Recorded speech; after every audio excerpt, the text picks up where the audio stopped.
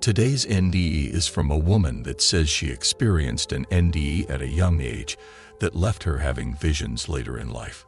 Let's get into it. My name is Constanza, and this is my NDE experience. It was Friday, October 31st, 2003.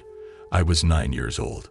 I was about to turn 10 years old on December 13th.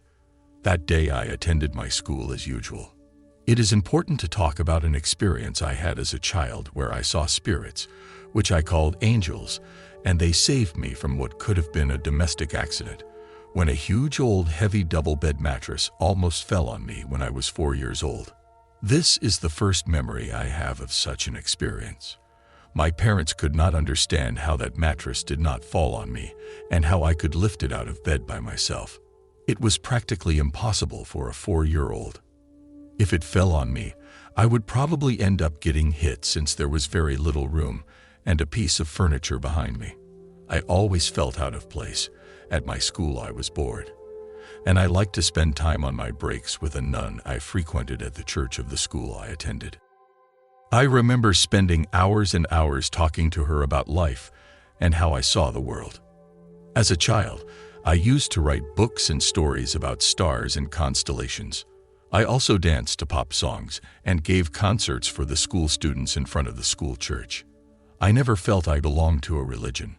I questioned everything since I was little and didn't like to follow the rules. But I always felt connected to the mystical and divine. Going back to day 31, that day at the end of the school day, I was walking outside my school. I greeted my sister. I remember her smile. She was going into her school day, and I was leaving the school. When I got to the door, I heard that the children were a bit rowdy. That day there was a solar storm, or something blocking the sun in the sky. It was like a black circle, which was just above the school exit door, casting a shadow. I stopped at that door. I stood there looking at the sky. It was dark, and I felt strange. Something in my body felt that something was going to happen. I had always been quite observant and awake. For a moment, everything became slow, as if I and all the people were not in the same place or time. People were walking fast, but I felt slow, as if time was freezing like in the movies. This was in a matter of seconds. I came back to the present. Everything started to move normally. 2 of my classmates wanted to go buy candy at the store across the street from my school. So I left my backpack on the bus that would take me home. I got out and watched my classmates cross the street. I was between the bus and another car behind it. I was small, and when I crossed the street, I was hit by a car. Next to the school is the school church. My body flew to the beginning of a gas station that was next to the church and the end of the church. My body fell there. My classmates called me the girl who flew. I don't remember the moment of impact. I don't know what happened at that moment, but I remember that I was saved. There was another presence there. Suddenly I felt as if I was trapped in a black space and my spirit falling into my body. I found myself asking God, please don't let me go, that it was not my time yet. I was aware of everything that had happened as I fell from that dark tunnel with a light at the end. A light that was cold and warm at the same time, that gave peace. I was thinking about my mom, and it all happened too fast. I guess not in real time. I felt my soul fall into my body, and I didn't open my eyes. I felt peace and despair, but I was conscious and kept repeating in my mind, this can't be true. This can't be true. I opened my eyes and felt like I came back to life. I didn't know where I had gone, and I was scared. There were a lot of people around me, children, teachers looking at me. Then they asked me my name and if I remembered what had happened. I said yes. But I couldn't talk much. I was confused, but I knew that day had changed my life forever. They wouldn't move me. I wanted to see my mother. First, I was seen by a doctor who was the father of a girl from school, and then an ambulance came. I had an inwardly exposed fracture, my whole left side of my body bleeding. At that moment, my fracture was the most important thing. It was not easy to heal. After almost a month in the hospital and several attempts to heal my bone, the doctors decided I needed pins in my bone. So they did a surgery later. The nun came to visit me. I don't remember what she said to me. I only remember that she smiled and gave me a medal of a virgin, which I still have today. That year I did not finish the school year. Later, the following year I returned to my school. I was being helped with psychologists and psychiatrists. I had post-traumatic stress disorder, and I was still trying to come to terms with everything that had happened to me. I was also being interviewed by judges about the whole situation. At the same time, I felt that a part of me was taken away. I began to suffer from vertigo. The doctors found that I had hearing loss in one ear and also a lesion in the hypothalamus. It was really hard to get my life back. It was clearly never the same. I had a lot of information for a 9-year-old kid, and my parents couldn't answer my questions. Psychiatrists and doctors started to medicate me incorrectly. For many years, I had no contact with religions anymore. I had hope in myself. I went through depression. I wanted to die. I felt misunderstood. At school, I did not feel accepted or understood. I suffered from bullying, among other things. I thought I was a very sensitive person for this world, and at that time there was no current information. When time passed and I grew up, I went back to therapy on my own. I knew I had questions that at the time had not been answered that I wanted to face. At first I couldn't talk about the accident without crying, but I felt there was a purpose and I didn't have to give up.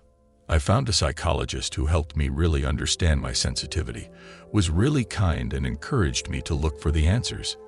I visited other doctors and I was suffering from a vestibular disorder, which caused me to become unbalanced many times and fall. And all that goes with that. To accept my accident, to understand the things that were not wrong with me, that were part of a disabling environment, and how I could manage myself in it, and in the world. In my last years of therapy and getting settled and healthier, I began to have visions, things that I dreamed were happening, like war or problems in the world. These things were happening, some in my environment and some in the world. I was experiencing going out of my body. I had also started to learn tarot and other forms of divination. All of that had always appealed to me. Since child, in my family, these things like consulting with witches, tarot readers was a normal thing. My aunt used to do tarot cards and I always wanted to learn. I realized that my visions had always been there, but that by taking so much medication, they were kind of numb. Then I had a relapse. I had my awakening of consciousness or spiritual awakening at the same time, and I entered a journey of twin flames. When I had this relapse, I began to develop my mediumship. I spent several months trying to get my balance back because of my vestibular disorder. During those months, I had dreams where I was presented with my deceased grandparents, deceased teachers from my school where the accident occurred, and the nun from my school who had also passed away.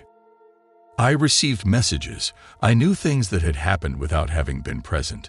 Then I started talking to my grandmothers about it, about my origins, my family's origins, if there were others in the family who experienced these things. And yes, I found out that one of my grandmothers was a witch, that both of my grandmothers also had contact with spirits and rituals.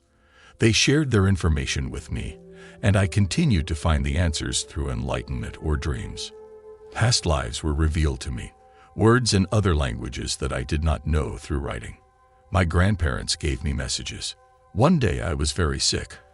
I felt tired.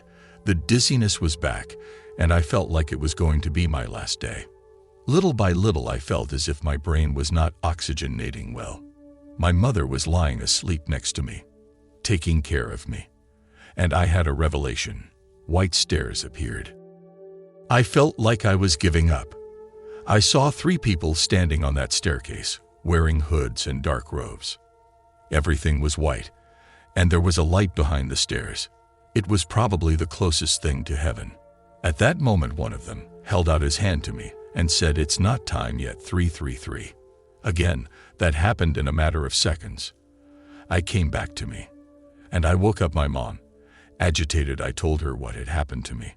I told her that I understood what had happened to me the day of my accident. At that moment, I understood that I had experienced NDEs. When I recovered, I began to study more about it. I consulted my psychologist. I told her that I had discovered something called NDEs through an old book that was surprisingly in the library in my room, called I Saw the Light.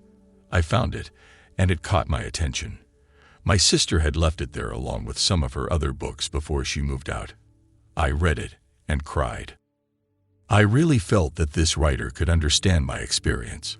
I cared to know what my psychologist's opinion was to my whole story.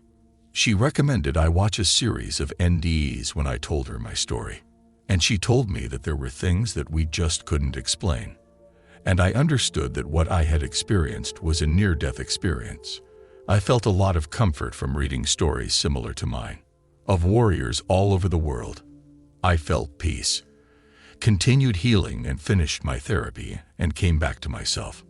Now when I look in the mirror, I recognize who I see.